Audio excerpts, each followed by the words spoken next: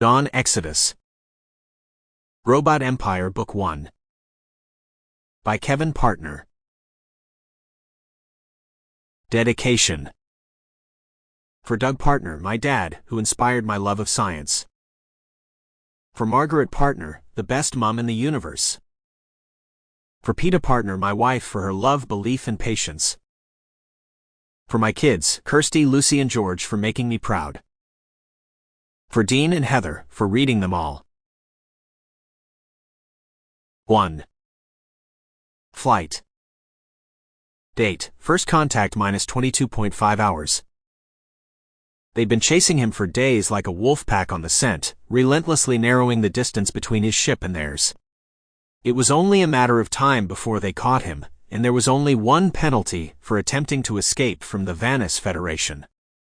Especially with what he had in the cargo hold. Hal threw the chart down and ran his hands over his face. He'd planned to make for the belt of asteroids that orbited between the 5th and 6th planets of the Vanis system, but a blip on the radar had warned him, in the nick of time, that an interceptor waited there. It was no good thinking about it too much. He doubted they'd anticipated anyone would steal what he had stored feet away from him, glowing feebly in the darkness. And yet what use would it be to him if he couldn't escape, couldn't find anyone willing to pay what it was worth? He'd never make it to the gate in a random jump through interstellar space. If his ion drive couldn't keep him ahead of them until he found somewhere to hide, he was lost. This is the destroyer Relentless, hailing the voice paused for a moment, and classified vessel. You are ordered to disengage your ion drive and prepare to be boarded. Hal bit back his annoyance at the arrogance and disdain in the voice, but he couldn't quite stop himself responding. This is the launch, Knox. Don't waste your breath. Knox, your situation is already serious. I suggest you do not make it fatal. Pull over and return what you have stolen.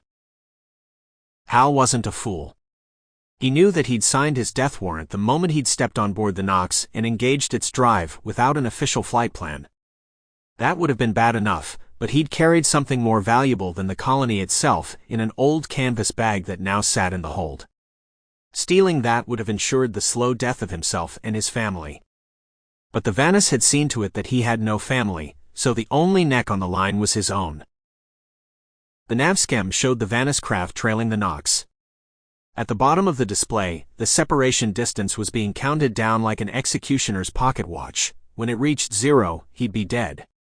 Nav, how soon to intercept? Assuming no deviation in velocity by either craft, Sample complete. Ready to continue?